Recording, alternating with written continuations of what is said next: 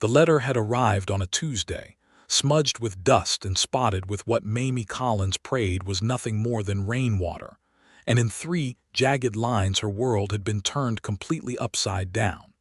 She had read it standing in the narrow hallway of her father's house in Cincinnati, Ohio, in the spring of 1882, the April light coming thin and gray through the window glass.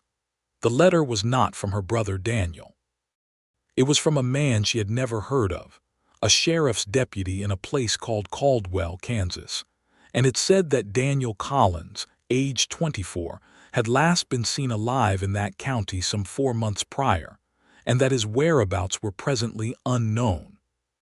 It said that his horse had been found without its rider near a creek bed 6 miles outside of town. It said that Daniel's few belongings had been gathered and were being held at the sheriff's office. It did not say that he was dead, but it did not say that he was alive either.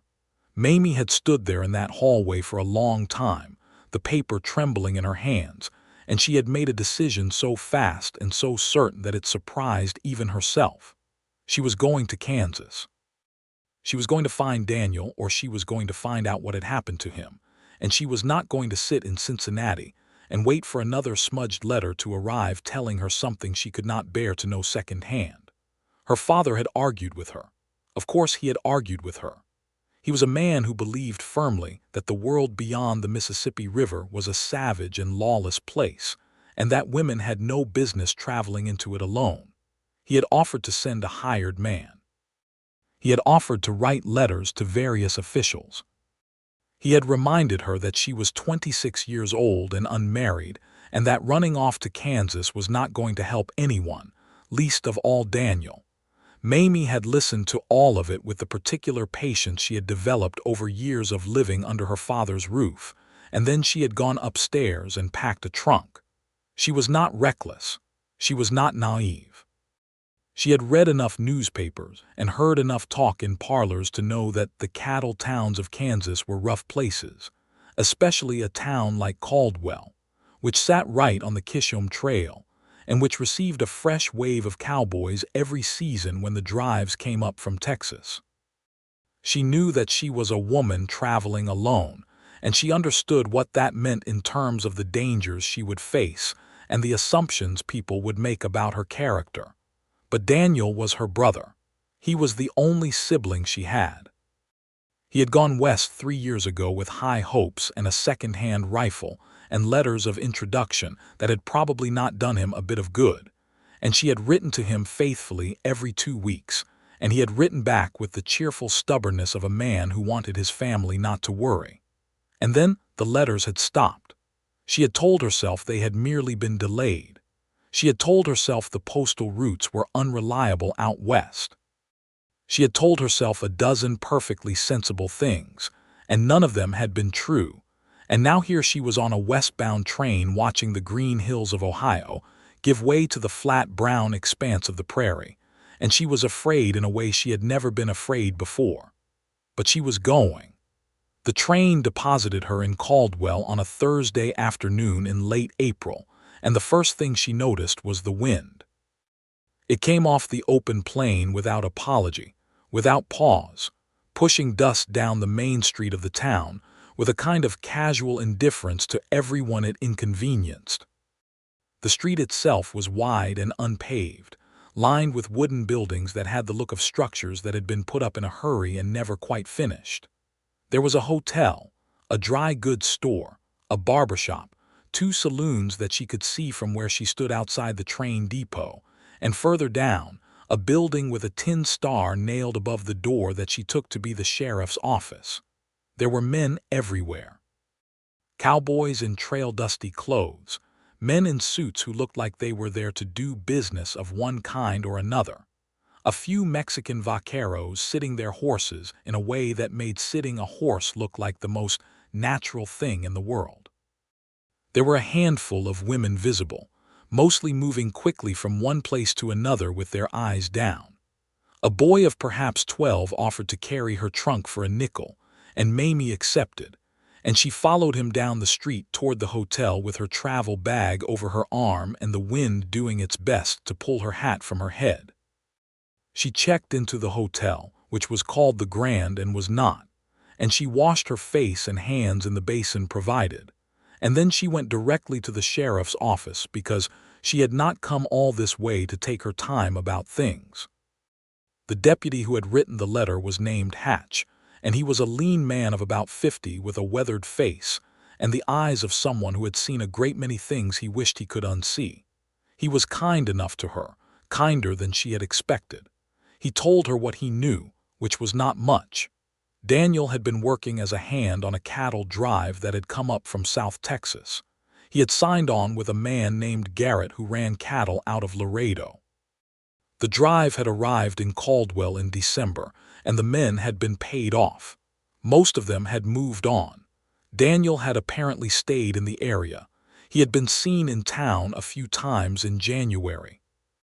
And then he had simply not been seen anymore, and when his horse turned up riderless, someone had thought to look into it. Was there any sign of foul play? Mamie asked, and she was proud of how steady her voice was. Deputy Hatch looked at her for a moment. "Miss Collins, this is a rough country. Men disappear out here for all kinds of reasons.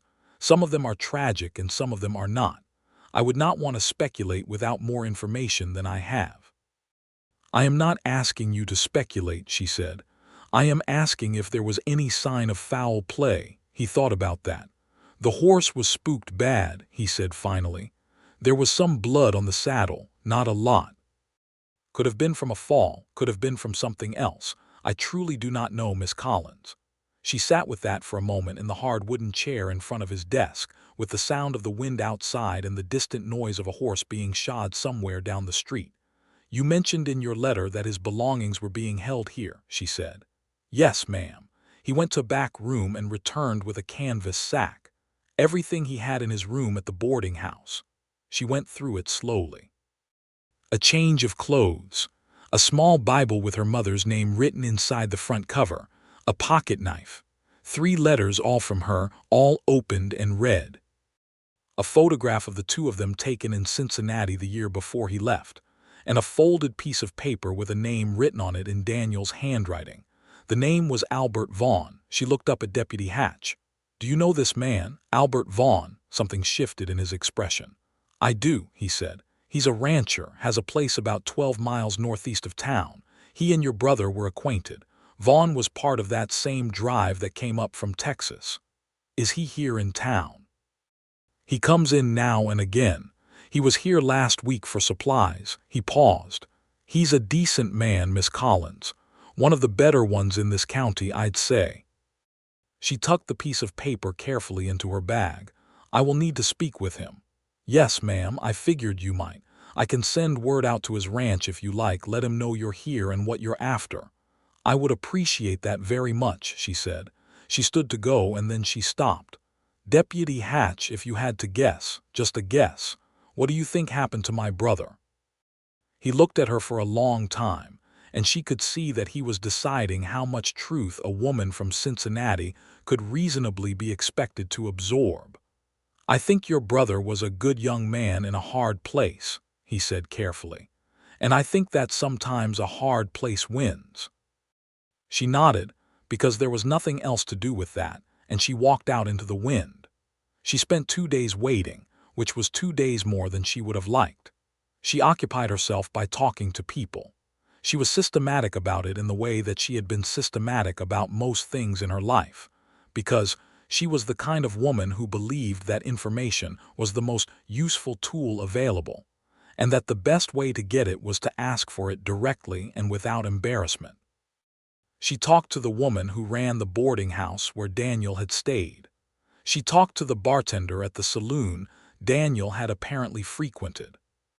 She talked to a Mexican cattle hand named Reyes who had been on the same drive and who told her, haltingly and with evident sympathy, that Daniel had been well liked by the men, that he had been good with horses, and that he had seemed happy enough in the weeks after the drive had ended. None of it told her where Daniel was. On the evening of the second day, she was sitting on the narrow porch outside the hotel watching the sun go down over the flat western horizon, which was the most spectacular thing she had seen in her entire life. a burning spread of orange and pink and deep purple that made the Ohio sunsets she had grown up with look timid and apologetic when she heard boots on the board sidewalk and a man's voice saying her name. "Miss Collins," she turned. He was tall. That was the first thing she noticed.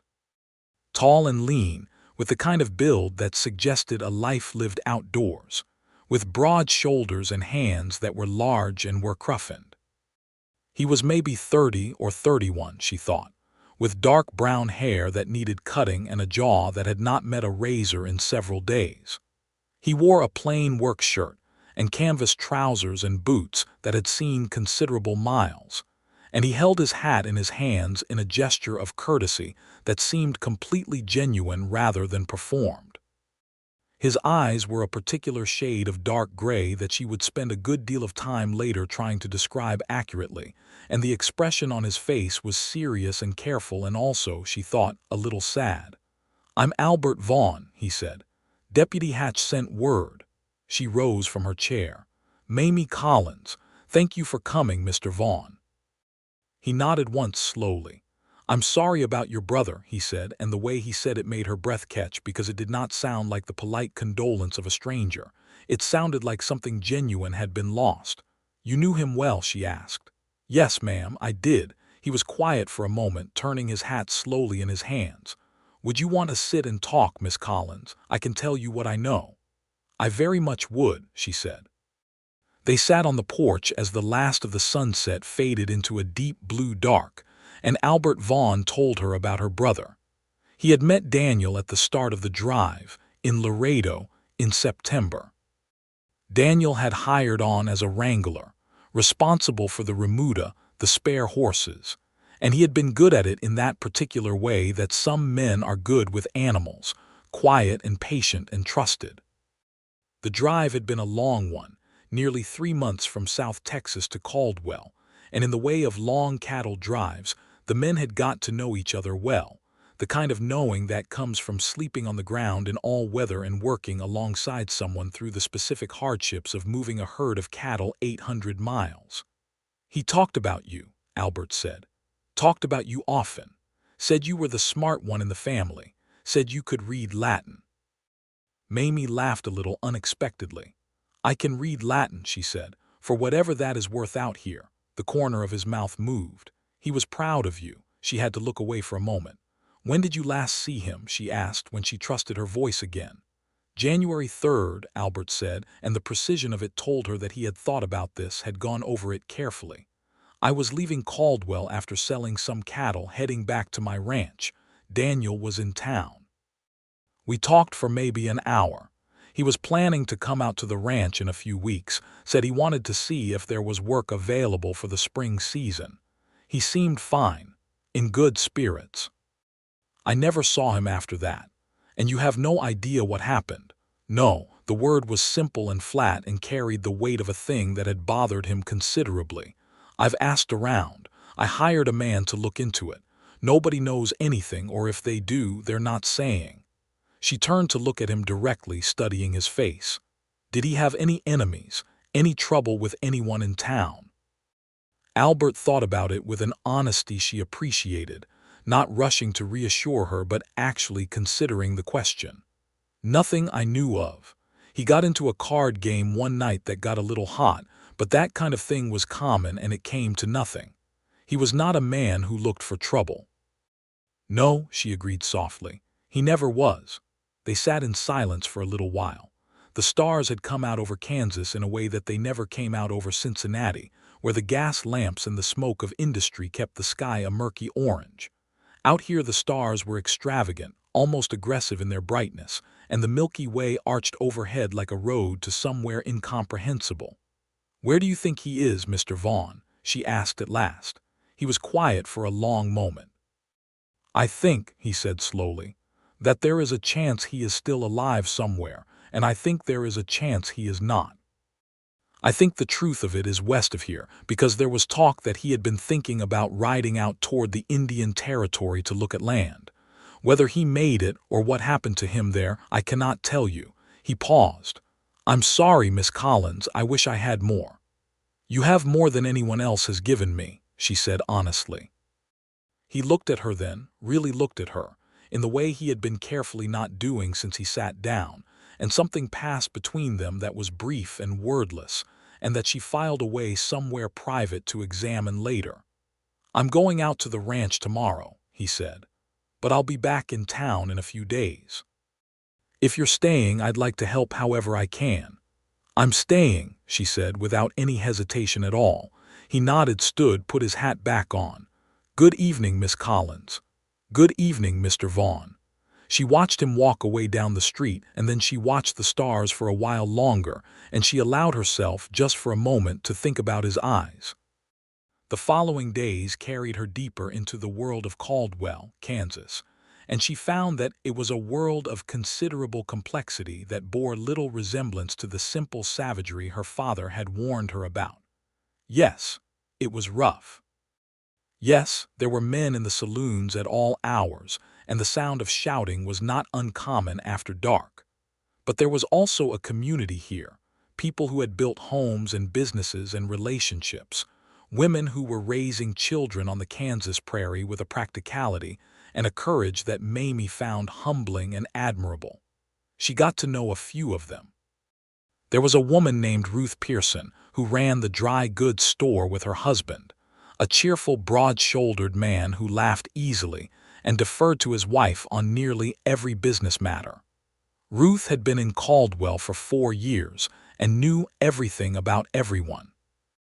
"Albert Vaughn," Ruth said, when Mamie mentioned his name in what she hoped was a conversational way on the 3rd day after his visit. "Now there is a good man, had himself a hard go of it, but a good man." She was weighing out flour behind the counter, efficient and unhurried.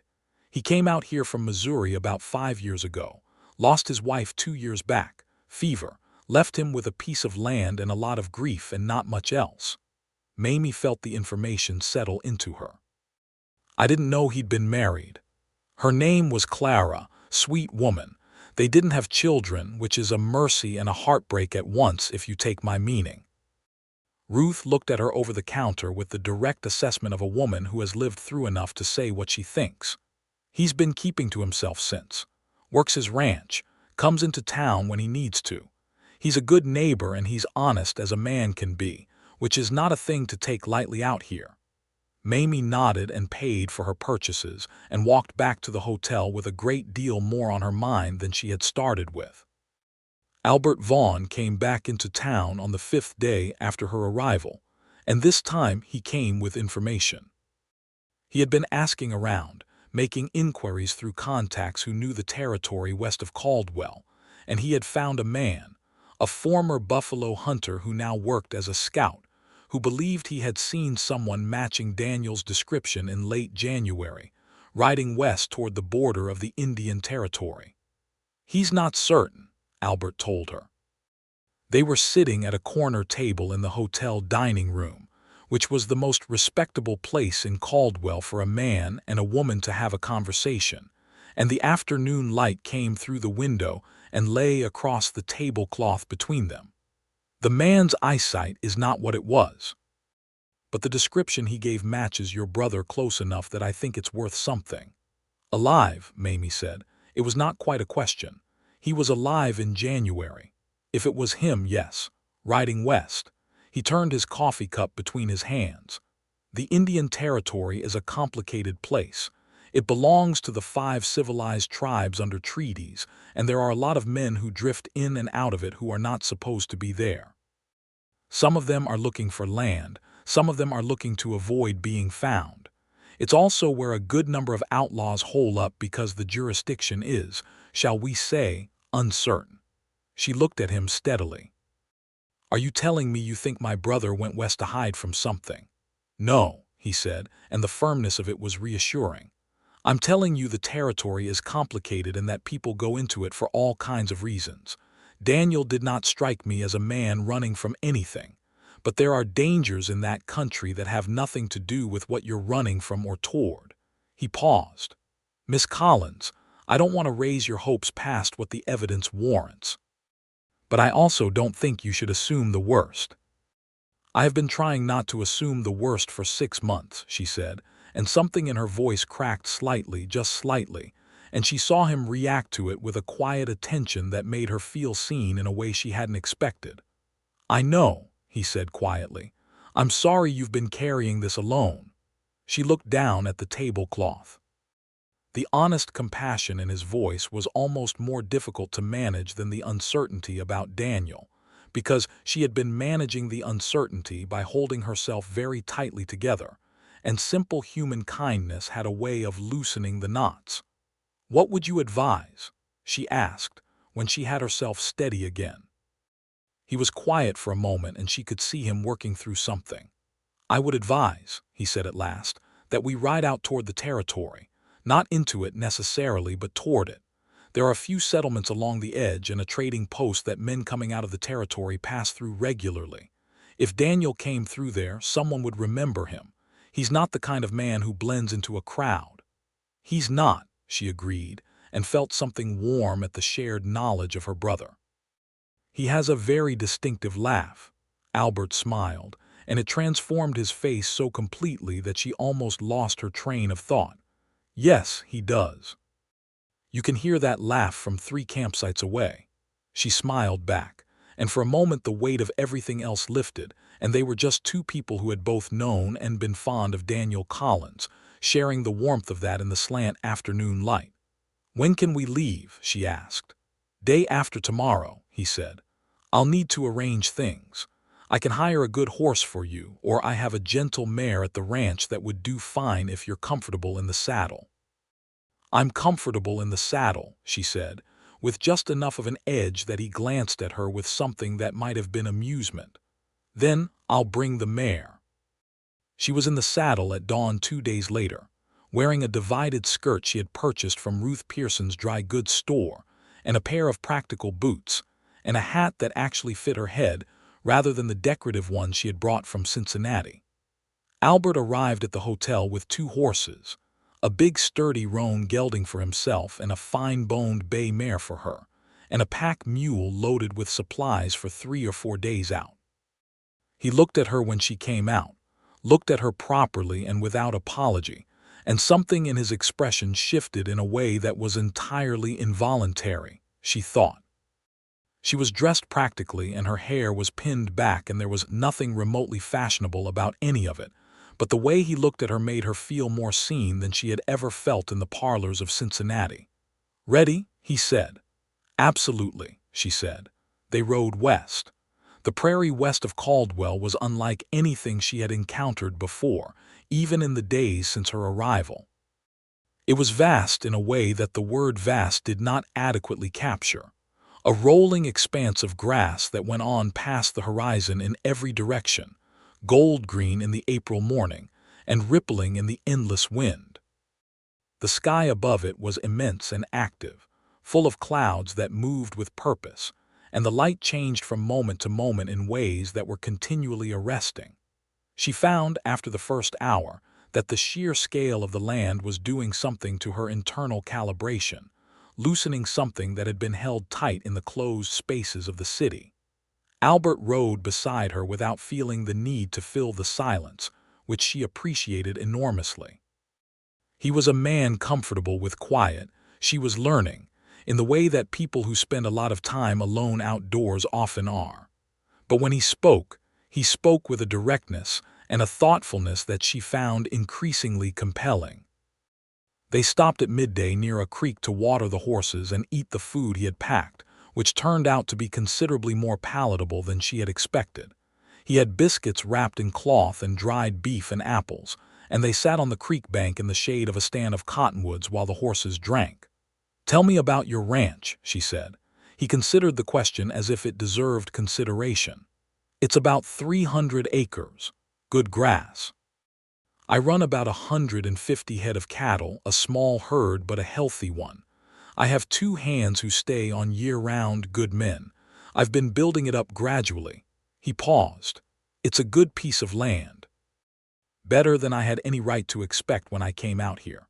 "What made you leave Missouri?" Another considered pause. She liked the way he thought before he spoke. It was not hesitation born of evasiveness, but of genuine care with words. "I was working for someone else's dream," he said. which was a good enough thing for a while, but I wanted something that was mine, something I built. He glanced at her sideways. That probably sounds selfish. It sounds human, she said.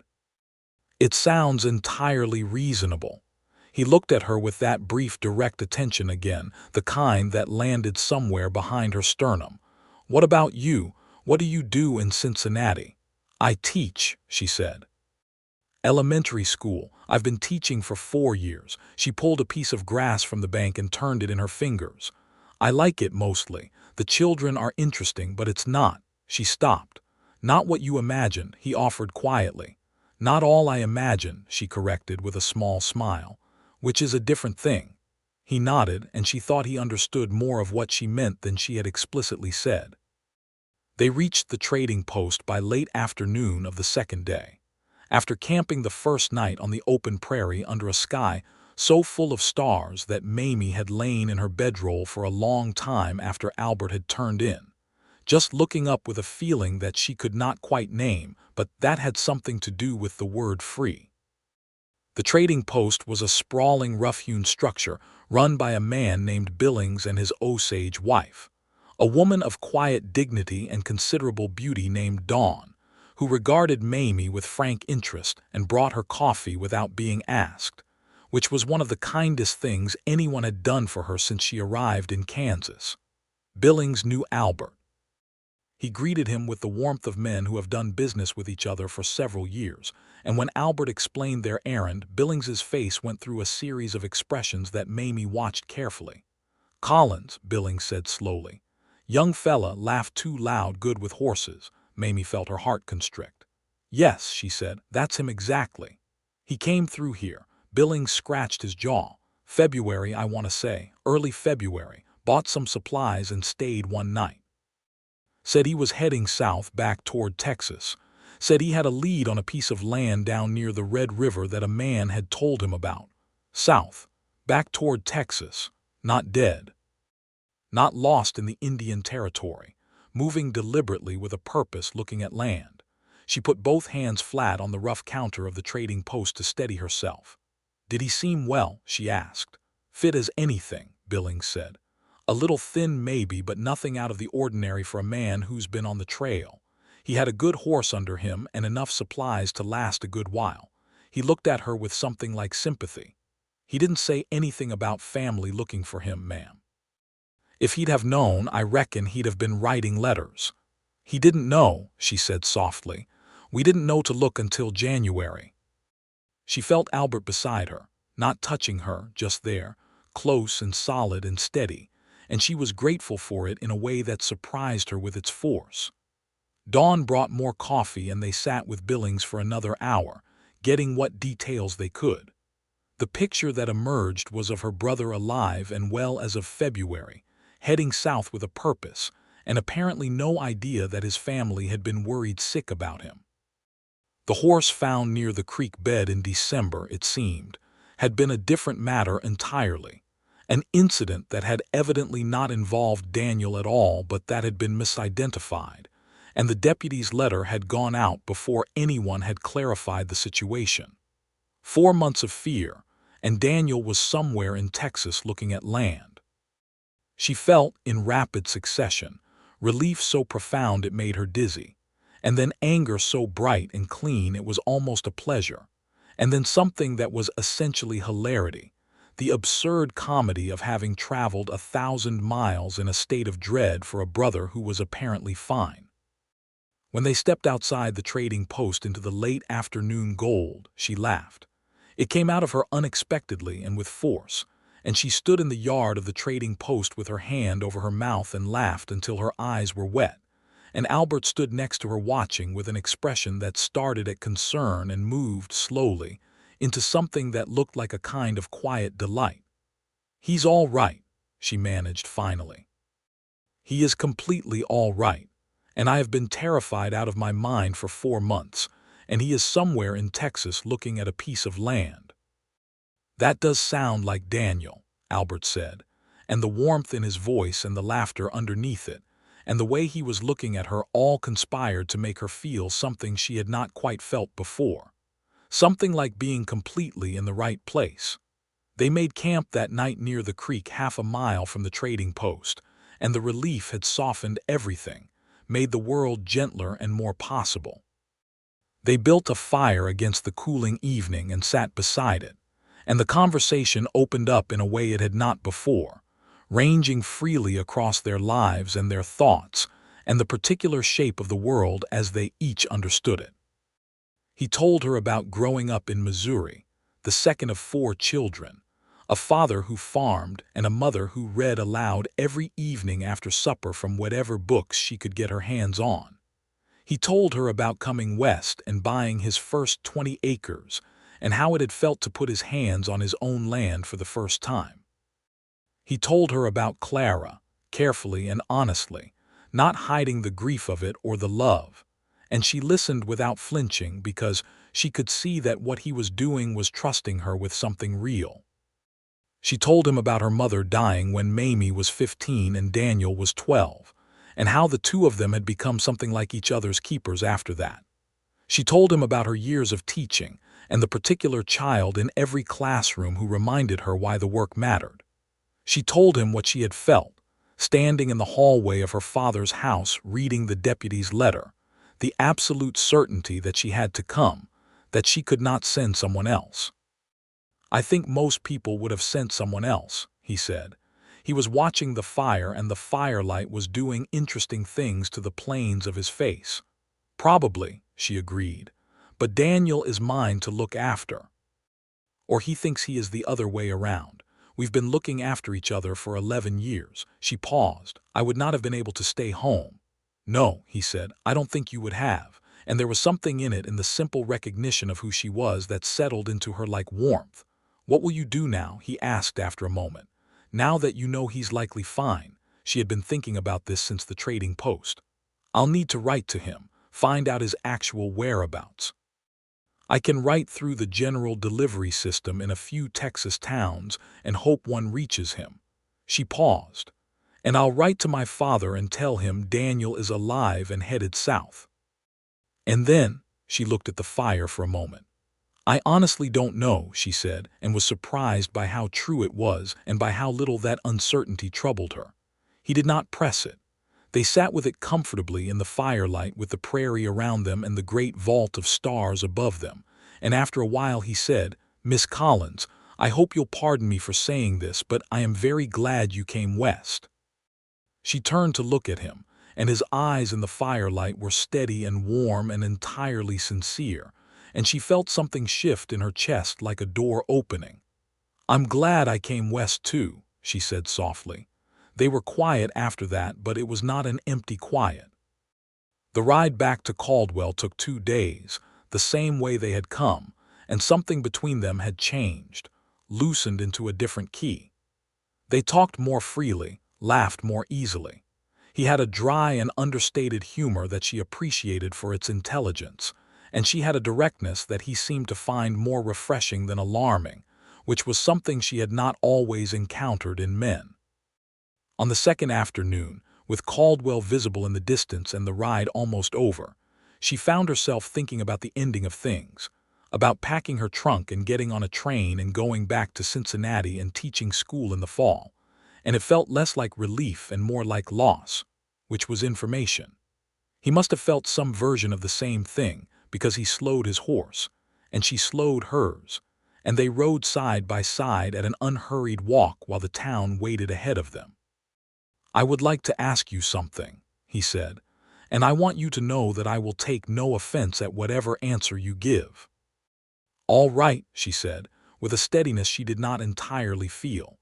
He looked straight ahead for a moment, then looked at her with that full attention that she had come to understand was simply how he was with things that mattered to him. "Would you be willing to stay in Caldwell a while longer? Not indefinitely, not on any kind of obligation, just long enough that I might have the pleasure of your company, and so we might see what kind of friendship could exist between us." He paused. "There is more to show you out here, if you have any interest in seeing it." She thought about Cincinnati, and about the narrow hallway where she had read the letter, and about the particular flatness of a life that had not yet become what she hoped it would be. "I would be willing to stay a while longer," she said. He smiled, and it was the full version of that smile, the one that changed his whole face, and she made a decision somewhere very deep inside herself that she was not yet ready to say out loud. She stayed. She stayed through May and into June, and the Wild West bloomed around her in a way that was raucous and beautiful, and sometimes difficult and always interesting. She helped Ruth Pearson at the dry goods store 3 mornings a week, because Ruth was managing inventory alone while her husband was recovering from a broken leg, and it gave her purpose and income and a place in the community that she valued. She rode out to Albert's ranch twice in the first week, because he had invited her to see it, and she had said yes both times. The ranch was everything he had described and more, 300 acres of good grass with a solid house that he had built himself over 3 years, not fancy but well-made and well-kept. The 2 ranch hands he had mentioned, brothers named Tom and Will Beckett, were respectful and friendly and clearly fond of their employer. The 150 head of cattle were fat and contented. The bay mare he had lent her for the ride west was kept in his stable, and it turned out that the mare's name was June, and that June had a particular fondness for being scratched behind her left ear. And watching Mamie discover this and June lean into it with a long equine sigh of satisfaction made Albert laugh in a way that was pure and unguarded, and that she tucked away like a treasure. He showed her the land properly, riding the fence lines with her, showing her the creek that ran through the east pasture and the stand of trees where, he said, the spring wildflowers were something worth seeing. The wildflowers were still going in early May, blue and yellow and orange against the green grass, and she stood in them with June's reins in her hand and felt something rise in her that was bigger than herself and entirely welcome. "It's beautiful," she said, and she meant the land, and also, she realized with a certainty that was somewhat startling in its clarity, the man standing beside her. He was watching her, not the flowers. "It is," he agreed, and she knew he was not talking about the flowers either. They were careful with each other still. There was a gravity to the growing thing between them that demanded care, a recognition that this was not a simple or temporary matter. He had lost his wife and taken 2 years to come back to himself. She had come west in fear and found herself unexpectedly at home. Neither of them was in the business of being careless with important things, but the afternoons on the ranch porch after the work was done, drinking coffee in the late light, the evenings on the hotel porch watching the sunset in its nightly extravagance. The way he remembered things she had said and referred back to them days later, the way she found herself scanning the street when she was in town with an alertness that was specifically tuned to whether he might be there. One evening in late May he arrived in town and came to find her at the dry goods store, where she was helping Ruth take inventory, and he waited outside with his hat in his hands while she finished, and when she came out he said, "I thought you might like to ride out to the north pasture this evening. The hawks are hunting at dusk and it's worth watching." "I would like that very much," she said. They rode north as the sun began its descent, and she watched the Swainson's hawks wheel and dive against the dying light with a wonder she made no effort to conceal. And at some point he reached over from his saddle and took her hand, just took it, gently and with a certainty that made her breath catch, and she held on, and neither of them said anything for a long time. "Mamie," he said at last quietly, and the use of her first name without asking, the first time he had used it, felt like an arrival. "Albert," she said back just as quietly, and he looked at her with those gray eyes full of something honest and serious and warm, and she thought, without any remaining uncertainty at all, that she was in love with this man. "I am not going to say anything hasty," he said. "I want you to know that. I am not a man who speaks before I mean what I say." "I know that about you," she said. "It's one of my favorite things about you." He looked startled for just a moment, and then that smile came, the full one, and he was still holding her hand and the hawks were still flying above them, and the light was magnificent. "I would like the chance to court you properly," he said. "If that is agreeable to you, if you have any interest in such a thing." "I have enormous interest in such a thing," she said, and the honesty of it made his hand tighten briefly on hers. She wrote to Daniel that same week, a long letter that she sent to 3 different Texas towns simultaneously. She told him she had come west looking for him and what she had found instead. She told him about Caldwell and about Ruth Pearson's dry goods store and about the hawks hunting at dusk. She told him, carefully, and with some effort at casualness that she doubted she entirely achieved, that she had made the acquaintance of his friend Albert Vaughn, and that he seemed like a very good man. She did not tell him anything else about that yet. The weeks that followed had the quality of something being built, carefully, and with attention to each piece.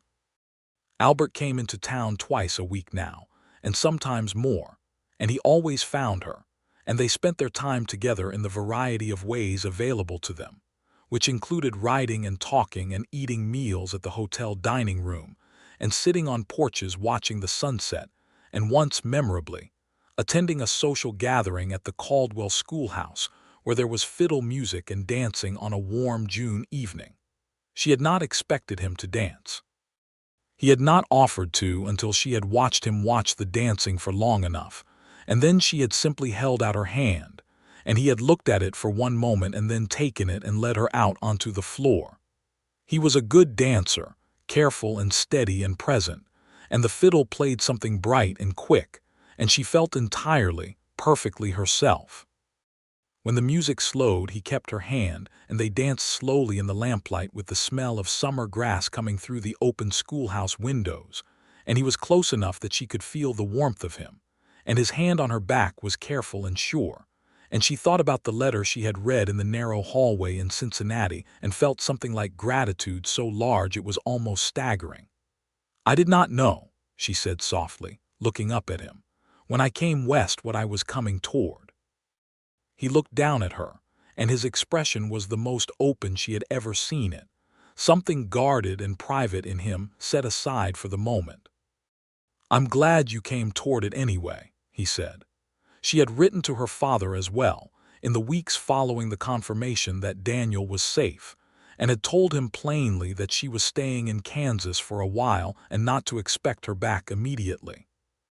Her father had written back with varying degrees of displeasure, but she read his letters with the patience she had developed over a lifetime of his displeasure, which was less ferocious than it seemed, and she wrote back with the affection she genuinely felt for him, and the firmness that she had discovered she was capable of when it mattered. In early July, a letter arrived that made her stand very still in the middle of the hotel hallway for a full minute before she could move. It was from Daniel. He had received one of her 3 letters, sent to a town in North Texas called Gainesville, where he had apparently been for several weeks while he sorted out the paperwork on a piece of land he was trying to lease. He was well. He was safe. He was mortified, his letter said, that she had come all the way to Kansas looking for him, and he was deeply sorry for the fright the misidentified horse situation had caused, and he wanted to know everything about what had happened and whether she was all right. And then in the last paragraph he said, "I note that you mentioned Albert Vaughn in your letter. He is a good man, Mamie, as good as they come out here. I hope you are treating him kindly." She laughed and pressed the letter to her chest and went to find Albert. He was coming down the main street when she came out of the hotel, and he stopped when he saw her face, reading something in it instantly. "Good news," he said. "He's safe," she said. He wrote, "He's in Texas, he's fine, he's got a piece of land he's working on. He's completely fine." He let out a breath, slow and deep, and she saw something release in him that had been held tight since before she had arrived, the weight of not knowing what had happened to a man he had liked and counted as a friend. "Thank God," he said simply. She handed him the letter and he read it, and when he got to the last paragraph he went still for just a moment and then looked up at her with a particular expression, warm and slightly amused, and also something else, something that made her heart turn over. "He says I'm a good man," Albert said. "He's right," she said. He folded the letter carefully and handed it back to her, and for a moment they stood in the middle of the main street of Caldwell, Kansas, in the July heat, looking at each other, and it was one of those moments that has the quality of a hinge, before and after written into it. "Mamie," he said. Yes, she said before he had finished, because she had known what the question was going to be for some time now. He looked at her with something that might have been laughter and might have been wonder. I haven't asked anything yet. I know, she said, but I know what you were going to ask, and the answer is yes. He stood for one more moment in the bright July heat, and then he smiled, the full version, the one that she had come to love so thoroughly that it felt like her own, and he said, I was going to ask if you'd come to dinner at the ranch Sunday. I am very glad the answer is yes. She stared at him. Albert Vaughn. There are several things I intend to ask you, he said calmly. I was starting with dinner. Is that not suitable? She laughed, bright and genuine, and he was laughing too. And a passing cowboy looked at them sidelong and kept walking with the incurious tolerance of a man who had seen stranger things than a laughing couple on a main street. Sunday dinner at the ranch was a thing of considerable charm. The Beckett brothers had apparently been briefed, because Tom Beckett had put flowers on the table, which Will Beckett teased him about relentlessly, and Albert had cooked a meal that suggested he had been practicing since he bought the place. Roast beef and potatoes and green beans from the kitchen garden that he had planted in a patch behind the house, and that she had not noticed before. You have a kitchen garden, she said, standing in the door to the back of the house and looking at the neat rows. I do, he said behind her. Do you find that surprising? A little, she admitted. Men out here are not generally known for their kitchen gardens. I like things that grow, he said simply. They ate at the kitchen table with the windows open to the summer air, and the Beckett brothers had tactfully found other things to do, and the afternoon light moved across the floor between them, and it was the most domestically perfect afternoon she had experienced in her life. After dinner, they sat on the porch, and the conversation eventually settled into a quieter current, and she watched a hawk circle lazily above the pasture and thought about her life in Cincinnati with the particular clarity that distance gives you. I have been thinking, she said, about what I want my life to be. He was quiet beside her, listening in the way he listened with his whole attention. I came west looking for my brother, she said, which was the right thing to do, and I do not regret a moment of it, but I think that what I found here is larger than what I came looking for. She paused. I find that I do not want to go back to Cincinnati. She felt rather than heard the change in his breathing, the careful stillness of a man receiving information he has wanted. What do you want instead? He asked, and his voice was very quiet and steady. She turned to look at him. I want the hawks and the stars and the wildflowers in the spring, she said. I want to be useful in a place where useful means something. I want the space and the sky. She held his gaze. And I want you, Albert, if you want me. The thing about Albert Vaughn, she had come to understand, was that he was not a man given to dramatic gestures. He was a man of weight and stillness and genuine feeling, and when he reached over and took both her hands in his and looked at her with those gray eyes full of everything he meant, it was more substantial than 100 theatrical declarations would have been. I have wanted you since you sat on that hotel porch and asked me whether there was a sign of foul play, he said, with your voice perfectly steady and your hands shaking just slightly in your lap. She felt her throat tighten with something sweet. You noticed my hands. I noticed everything, he said. He proposed formally the following Sunday, with the straightforward earnestness that was entirely characteristic of him. He had spoken to Deputy Hatch, who had laughed and said he'd seen it coming since the second day she was in town, and he had written a letter to her father, which she did not entirely expect, and he had procured a ring from the jeweler in Caldwell, a simple gold band with a small chip of turquoise set into it, because it was the West and it suited her more than a formal stone, he said, and he was right. She wrote to her father herself as well, a long and careful letter that explained everything she felt and thought, and her father wrote back in a tone of resignation and grudging parental love that was, for him, essentially an enthusiastic approval. She wrote to Daniel, who wrote back by return post, which required considerable effort from the Texas postal system, with a letter so effusive in its delight that she read parts of it aloud to Albert and they laughed together over it. His letter said, "I knew it when I wrote his name down on that piece of paper. I don't know why I did it, only that I thought if anything ever went wrong you'd want to know the name of a good man. I did not expect this to be the result, but I cannot say I am sorry." She folded that letter very carefully and kept it. They were married in September of 1882 in the Caldwell church, a simple building that had been completed the previous year, on a day when the Kansas sky was the deep saturated blue of early fall, and the air was sharp with the first hint of the coming change of season. Ruth Pearson stood with her. Tom and Will Beckett stood with Albert. Deputy Hatch was there. The preacher was a man named Abernathy who took his work seriously and performed the ceremony with a dignity that she appreciated. Daniel arrived the day before the wedding. He rode into Caldwell on a horse that looked considerably better than the one he had left Texas on, taller than she remembered and thinner but deeply tanned and vivid with health and good spirits.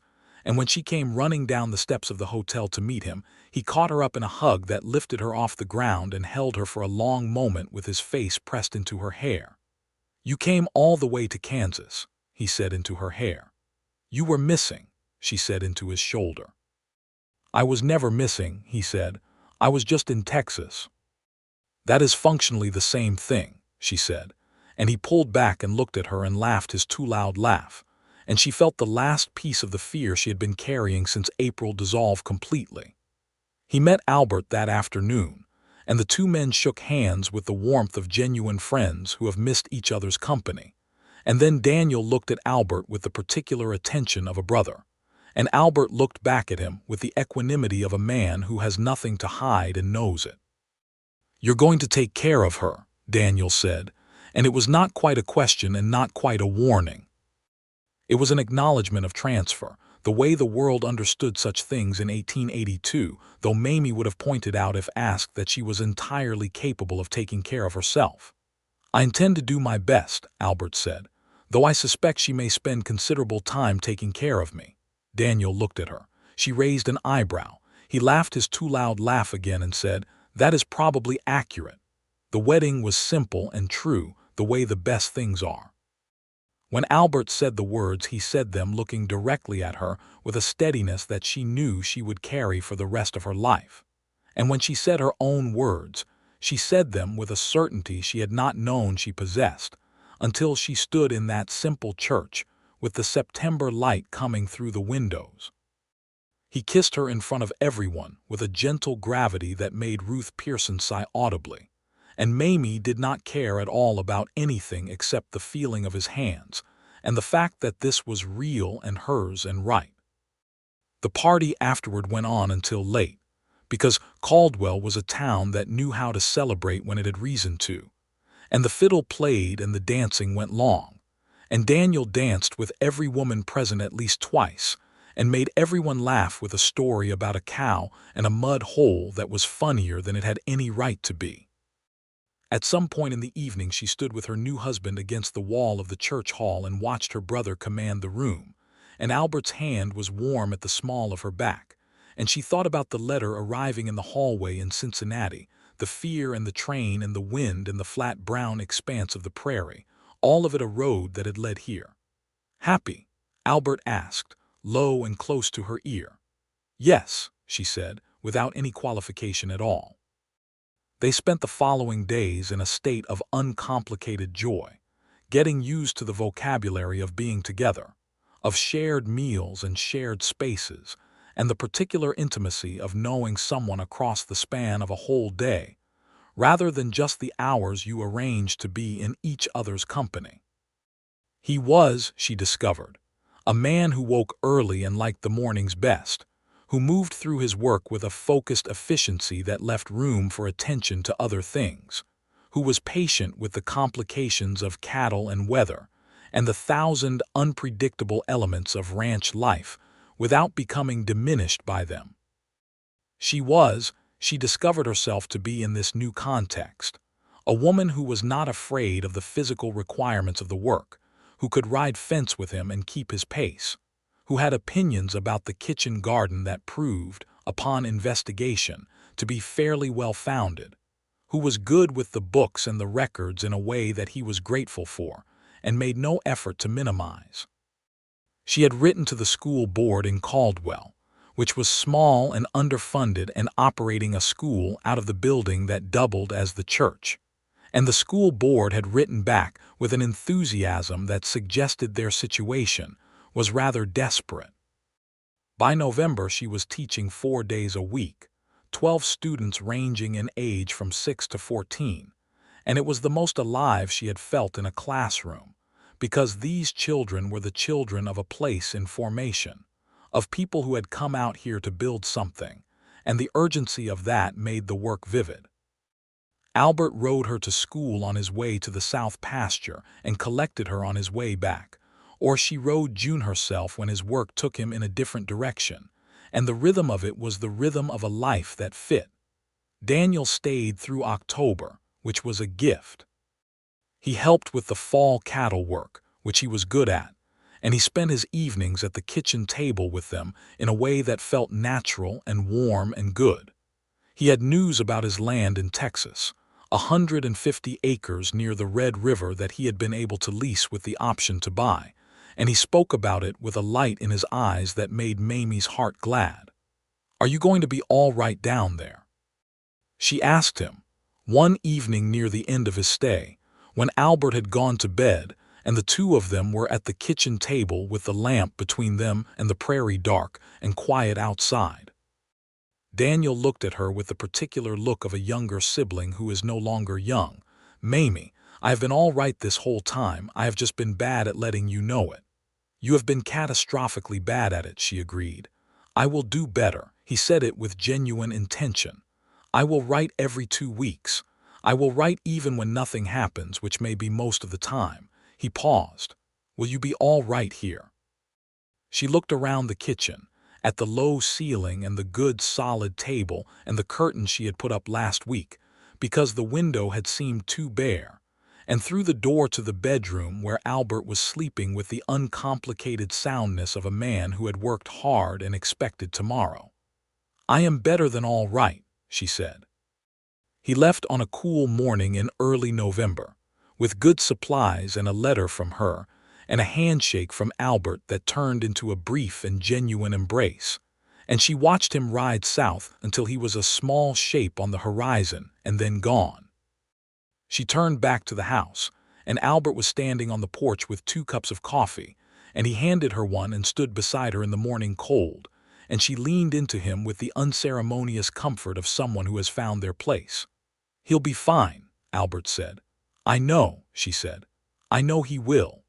The winter came across the Kansas plain with serious intent, the cold arriving from the north with a thoroughness that Ohio winters had not prepared her for. The wind had a different quality in winter, she learned, an insistence that was almost personal, and the snow when it came moved horizontally rather than falling in any conventional way. She found she liked it, found the drama of it suited her, found that the ranch in winter had a stripped and fundamental quality that she found beautiful. They spent the evenings in the parlor with the stove going, and he read and she read, and sometimes they read aloud to each other, which she had started doing one evening on a whim, and which he had received with a quiet pleasure that she suspected connected back to his mother reading aloud after supper in Missouri. She taught him to play chess, and he beat her regularly within 3 weeks, which she reported to Daniel's next letter with considerable indignation, and Daniel's response said that he was not surprised and that Albert had always been the kind of man who mastered things. Christmas of 1882 was the 2 of them and the Beckett brothers, who had nowhere else to be, and Ruth and Henry Pearson, who came out on Christmas Day, and the table was full and warm, and outside the snow lay deep and white across the pastures, and the sky was the pale, clean blue of a winter afternoon. Henry Pearson's broken leg had healed, and he was back on his feet and as cheerful as ever, and he and the Beckett brothers got into a good-natured argument about the relative merits of various Texas cattle breeds that went on for most of the afternoon, and required only occasional intervention from the women present, who had better things to talk about. Albert had carved her a small figure of a hawk for Christmas, working on it in the evenings in the barn when she was not watching, and when she opened it on Christmas morning she held it in her hands for a moment, unable to say anything, because it was exactly right. The wings spread and the head tilted, alive in the wood in the way that only real attention can achieve. "Albert," she said, "you've been watching them since the first time I took you to the north pasture," he said simply. "I thought you should have won." She set the hawk on the windowsill where it could see the sky, and she turned and kissed him, and the Beckett brothers had the good grace to be elsewhere at that moment. Spring came back and the wildflowers bloomed again in the east pasture, and she was back in the classroom with 12 students who had become known to her individually and specifically, and with whom she felt the deep satisfaction of actual progress. She had a boy of 10 named Samuel who had arrived in September unable to read a single word, and who by April was reading haltingly, but genuinely. And the morning he read 3 full sentences aloud without stopping. She had to step outside for a moment because her eyes had become inconveniently wet. She told Albert about it that evening, and he listened with his whole attention, and then he said, "That is the kind of thing that matters in 100 years." And she knew exactly what he meant. Daniel's letters came, faithfully and every 2 weeks as promised, and they were full of the work and the weather and the small catastrophes and victories of a man building something from the ground up. He wrote about a woman he had met at a neighbor's gathering, a school teacher from Tennessee named Grace, and the tone of those paragraphs was different from the rest of the letter in a way that made Mamie smile privately and not say anything yet. She was sitting on the porch reading one of Daniel's letters in June of 1883, a clear, warm evening with the light going golden across the grass, when Albert came and sat beside her, and she looked up and saw that he was holding himself with a particular quality of anticipation. "What is it?" she asked. He looked at her steadily. "I need to tell you something." "All right," she said, and folded Daniel's letter carefully in her lap. He was quiet for one moment more, and then he said, "I stopped in to see Doc Henshaw today when I was in town." Her pulse quickened. "Are you all right?" "I'm perfectly well," he said. "It was not me." He paused. He confirmed what I thought.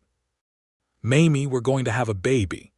She sat entirely still for a moment in the June evening, with the grass moving in the eternal Kansas wind and the hawk drifting somewhere above the north pasture, and the weight and warmth of the word "we" settling into her like sunlight. "When?" she asked. "December," he said, "or thereabouts."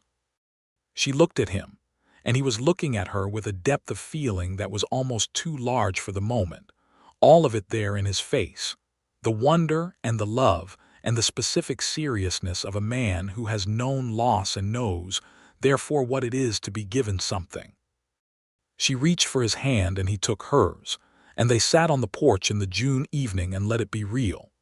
She wrote to Daniel immediately, and his response arrived in July, containing a considerable volume of exclamation, and an assurance that he was going to come for the baby's arrival in December, no matter what was happening with the cattle or anything else. He also mentioned, more quietly and in a separate paragraph, that he had been keeping company with Grace, the Tennessee schoolteacher, for several months now, and that he thought very highly of her, and that he had reason to believe she thought highly of him as well. Mamie read that paragraph to Albert at the dinner table, and Albert looked up and said, "Good. He deserves someone good." She thought about the letter in the hallway in April of 1882, and about how a single piece of paper had unfolded into all of this, and she felt a profound and complicated gratitude for the specific mechanics of how the world worked sometimes. The summer of 1883 was full and good, and she taught through July, and then stepped back from the classroom when the heat in her increasing middle made it impractical, handing the school over to a young man from Wichita who had answered the board's advertisement, and who seemed capable enough, and whom she thoroughly briefed before letting him loose on her 12 students. August and September she spent on the ranch with the particular combination of restless energy and unavoidable slowness that the later months brought, And she read, and she rode June on gentle days, shorter rides now, and she helped with the kitchen garden, which had expanded under her care into something that Ruth Pearson said was the best kitchen garden in the county. Albert was gentle with her in the way that was not coddling but was attention, noticing when she was tired without making a production of it, adjusting his days to be nearer when nearness was what she needed, talking to her about everything and anything in the evenings with the consistent quality of a man who considers his wife the best company available. She caught him sometimes in the evenings talking quietly to the developing shape of her, just low words she couldn't quite hear, and she did not say anything because it was not something to interrupt, and because it told her something about who he was that she had already known, but that was good to see confirmed. October brought a letter from Daniel that said Grace had consented to marry him in the spring, and would Mamie come to Texas for the wedding, and Mamie wrote back and said that she would not be able to come in the spring given the December timing, but that she expected a visit from both of them very soon after, and enclosed $3 for a wedding gift, because she was fairly certain what Daniel's finances looked like. Albert donated 10 more. December arrived cold and serious, as Kansas Decembers did, and Daniel arrived on the 8th of December on a horse that was better than the last one, with a large grin and a box of oranges that he had somehow transported from Texas, and Mamie hugged him on the porch in the December cold with her considerably altered silhouette pressed against his coat and said, "I am very glad to see you." "I am very glad to be seen," he said. "You look wonderful." "I look enormous," she said. "Enormously wonderful," he said, with the specific loyalty of a brother. The baby arrived on the 16th of December, 1883, after a long night and a gray morning that broke finally into a clear, cold day. And it was a boy, a solid and loudly opinionated boy with dark hair that would likely stay dark and his father's gray eyes already discernible in the newborn blue. Albert held him in the bedroom in the winter light while Mamie rested, and she watched him from the pillow, this man who had come into her life as a name written on a folded piece of paper in her dead brother's handwriting, and she felt something so large and true that there was no word of adequate size for it. "What will we call him?" Albert asked, not looking up from the baby, his voice a little rough. "I thought James," she said. "James Daniel Vaughn." He looked up at her then, and his gray eyes were bright. "James Daniel," he said. "Yes." Daniel, who had been exiled to the kitchen during the proceedings, and who had consequently eaten an impressive quantity of biscuits, was brought in to meet his namesake with a ceremony that he received with an uncharacteristic speechlessness, standing in the doorway of the bedroom holding his hat in both hands and looking at the baby with an expression that suggested he was recalibrating something fundamental. "James Daniel," Mamie said. Daniel looked at her for a long moment, and she could see him working through the magnitude of the compliment, and then he swallowed and said, with the simplicity of something entirely meant, "I'll try to be worth that." "You already are," she said. He came forward and sat on the edge of the bed and looked at the baby properly, and then looked at Albert, and the two men exchanged the particular look of men who have gotten through something significant and come out on the other side. "You did well," Daniel said to Albert. "She did all the work," Albert said. "I meant with her," Daniel said. "You did well with her." Albert looked at Mamie and she at him, and the winter light was clean and cold through the bedroom window, and James Daniel Vaughn was asleep in his father's arms making small decisive sounds of infant opinion. "I know," Albert said quietly. "I know I did." The years that followed were the years of building in the most essential sense.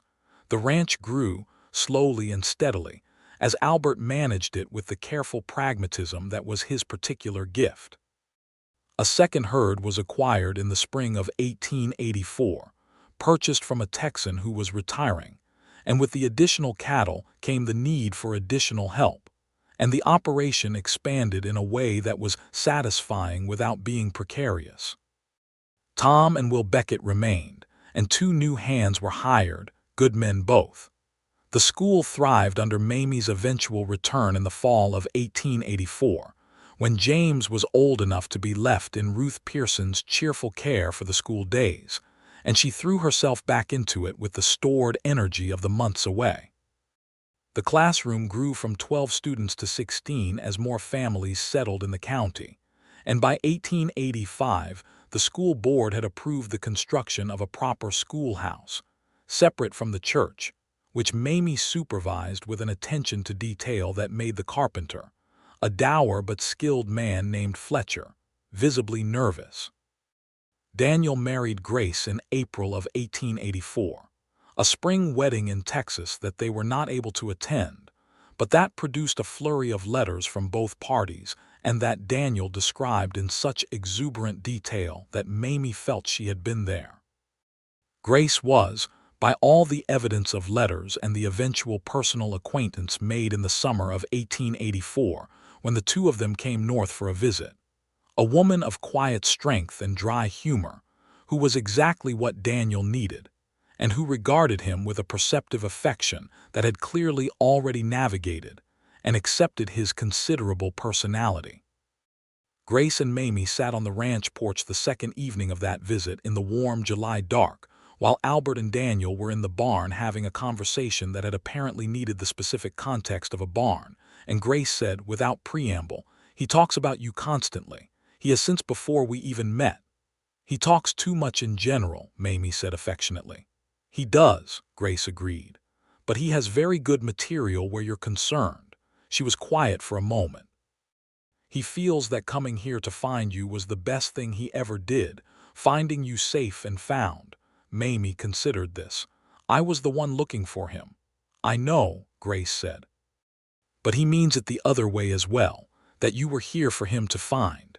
She nodded toward the house, toward the ranch, toward all of it. "That he knew, when he wrote Albert Vaughn's name on that paper, that if anything ever went wrong, there was a good man at the end of it."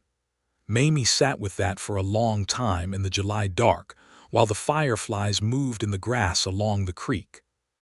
In the spring of 1886, James Daniel Vaughn, age 2, developed the ability to run at a speed that was genuinely alarming given the size of the prairie around him, and the ranch entered a new phase of its existence that required constant vigilance of a particular kind. He was a cheerful and determined child who had his father's steadiness and his mother's directness, and both their stubbornness in full measure, and watching Albert with him was one of the ongoing pleasures of her life. The way the man who had been so careful and contained in his early dealings with her was entirely unguarded with the small, decisive person who had arrived and made himself the center of gravity. A second child arrived in September of 1886, and this one was a girl, and they named her Clara Ellen, the first name for Albert's first wife because she deserved to be remembered and not erased, and the second name for Mamie's mother, and the child herself arrived with dark eyes and a forceful quality of presence that suggested she had opinions she intended to express at the earliest possible opportunity. When she held Clara Ellen for the first time, with James sitting at the foot of the bed eating a biscuit with the philosophical contentment of a 2-year-old who has been told this is a very important day and is taking it largely on faith, Mamie looked at Albert and said, "She has your eyes." "She has your expression," he said, which was a compliment of the highest order coming from him. The world outside the ranch continued its complicated motion. The open-range days were changing, slowly but visibly, with more fencing and more settlement and more conflict over land and water rights, the sort of conflict that was inevitable when more people arrived in a place that had been empty and found that others had been there first. Albert navigated these changes with his usual careful practicality, putting up his own fences where they were needed, negotiating where negotiation was possible, taking the longer view when other men were taking shorter ones. The cattle industry was shifting as well. The great trail drives were beginning to wind down as the railroads expanded further south and west, and the ranching business was becoming more about efficiency and less about the epic movement of herds across vast distances. Albert adapted, as he adapted to most things, without drama and with intelligence. Mamie was aware, as she went through these years, of the injustices that lay against the beauty of the land, the ways in which the settlement of the West had come at profound cost to the people who had been there before, the indigenous nations whose treaty rights were being systematically ignored and violated, the Mexican families who had held land for generations and were being pushed aside by legal mechanisms they had no power to resist, the African American cowboys and settlers who worked as hard as any man and were treated as if that labor was worth less. These things were real, and she did not look away from them, and she talked about them in her classroom in ways that were not always comfortable and that occasionally produced letters from parents. And she continued anyway because she believed that the children in her classroom deserved to know the truth of the place they lived in, the full truth, not only the parts that made the story simple. Albert agreed with her, not because he had reached the same conclusions by the same path, but because he was a man who had thought carefully about what fairness required, and because the world he wanted to build was one his children could be proud of. They argued about the specifics sometimes, the way people who respect each other argue, with heat and without cruelty, and came out the other side of those arguments knowing each other better.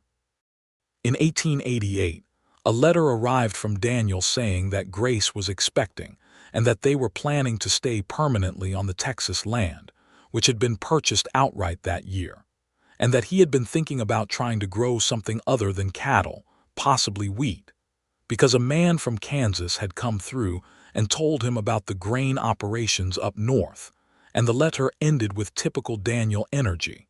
"I think about you both often. I think about that spring you came west looking for me and what you found instead. I think it was probably better than what you were looking for, and I say that with the full knowledge that I am what you were looking for. Write back soon. Give my love to Albert and the children." She read it aloud to Albert that evening at the kitchen table, and he listened, and when she finished he was quiet for a moment, and then he said, "He's not wrong." "He's not," she agreed. She looked out the kitchen window at the Kansas evening, the particular blue of the sky past the glass, the shape of the land that she had come to know in the way you know the face of someone you love, the way it changed from season to season and remained itself through all of it. She thought about the woman who had packed a trunk in Cincinnati with shaking hands and a letter from a deputy she had never met, who had gotten on a westbound train with a practicality she felt but didn't entirely trust, who had ridden into Caldwell in the April wind with a single purpose, and come out of it with something so much larger than a purpose that the word seemed insufficient. She thought about the first evening on the hotel porch, and the man standing at the bottom of the steps with his hat in his hands, saying "I'm sorry about your brother" in a voice that held real loss, and the way she had looked at him and known without knowing that something important was beginning. Albert got up from the table and came to stand behind her, his hands on her shoulders, looking out the same window at the same evening, and she put her hands over his and felt the warm, solid weight of him. "What are you thinking about?" he asked. "Everything," she said. "All of it, the whole road." "Good road or bad road?" She turned her head to look at him. "The best road I ever took," she said. He kissed her temple, and she felt him smile against her hair, and the children's voices came from the other room, James demanding something of Clara Ellen with the bureaucratic seriousness of a 6-year-old, and Clara Ellen responding with the magnificent indifference of a 2-year-old who has already decided the situation does not require her attention.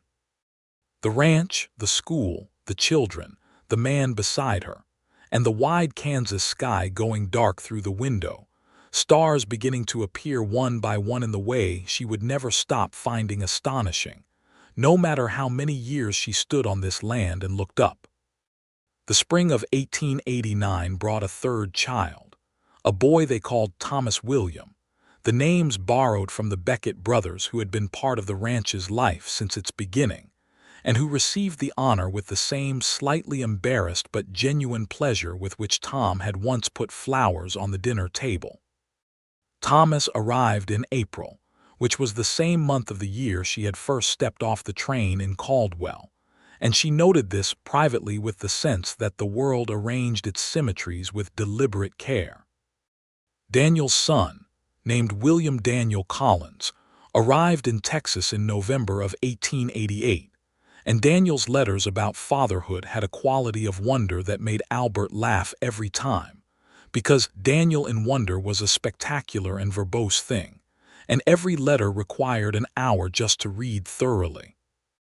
Grace wrote to her separately, more concisely, and with the wry edge of a woman who loved her husband and also saw him clearly, and the two women had developed a friendship through letters that Mamie valued for its honesty and its affection, and its sharp intelligence.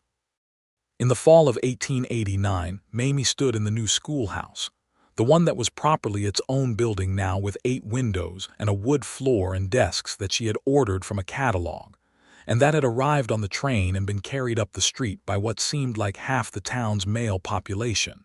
And she looked at her 22 students, the largest class she had ever taught, ranging from 6 to 15, and she felt the particular pride of a thing well built.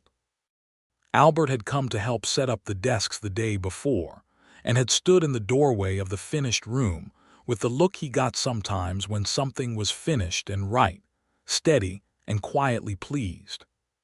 "You built this," he said. "The school board built this," she said. "You," he said again, with the firmness that meant he was not interested in false modesty.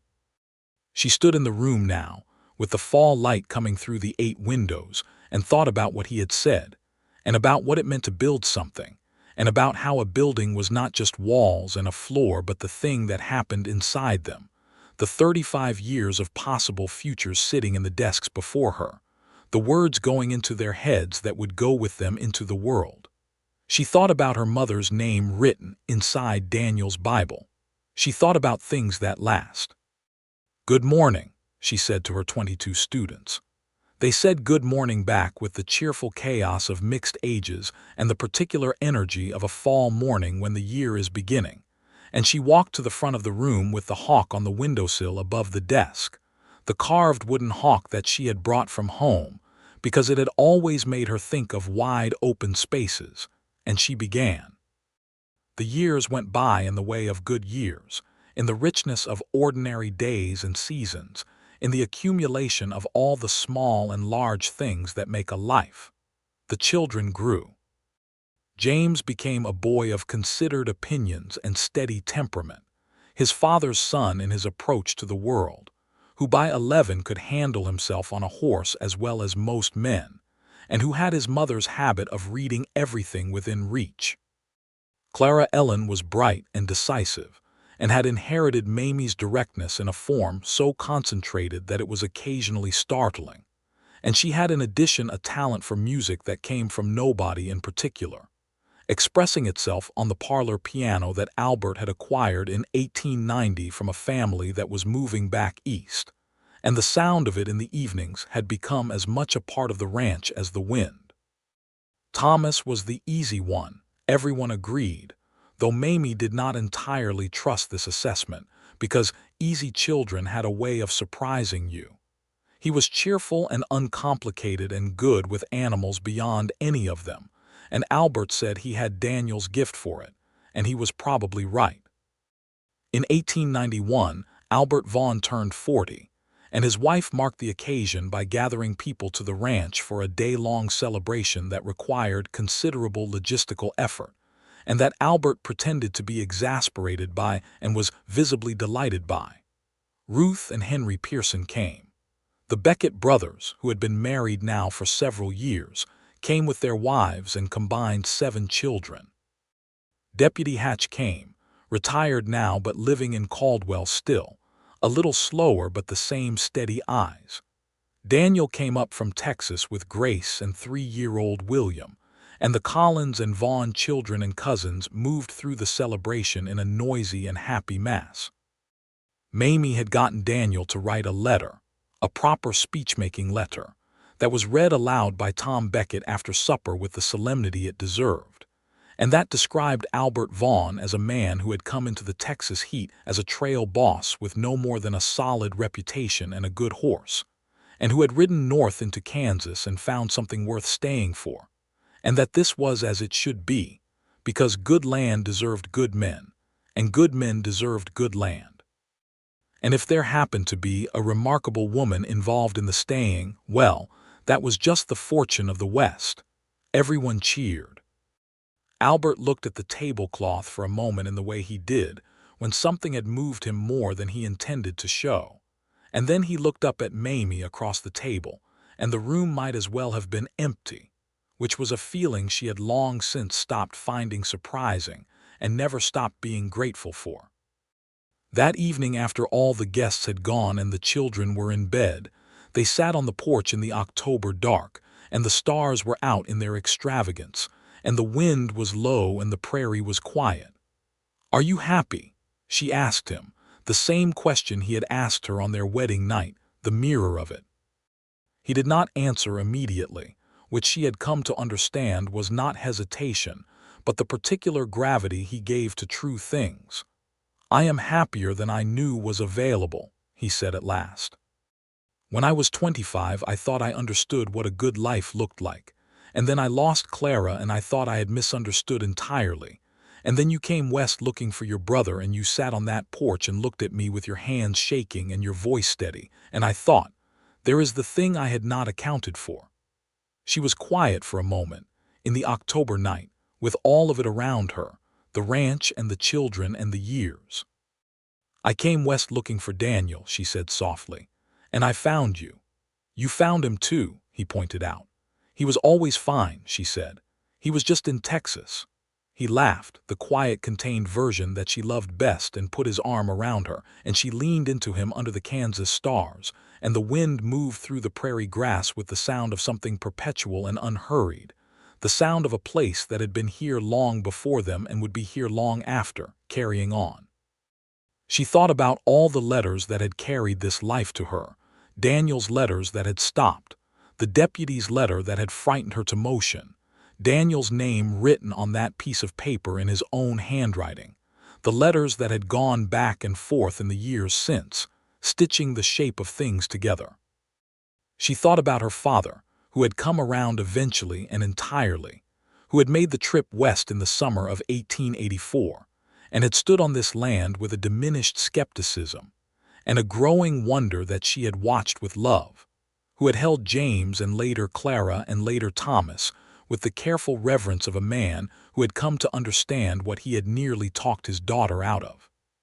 She thought about Ruth Pearson, who remained one of her closest friends, and who was still running the dry goods store with Henry, and who knew more about everyone in Caldwell than anyone had a right to, and who had been generous with all of it in the best possible ways. She thought about her classroom with its 8 windows and its 22 students and the carved wooden hawk on the windowsill. She thought about Albert Vaughn at 30, holding his hat in his hands at the bottom of the hotel porch steps, saying, "I'm sorry about your brother." She thought about the train west, and the wind, and the way the flat brown expanse of the prairie had looked from the train window, vast and strange and beckoning.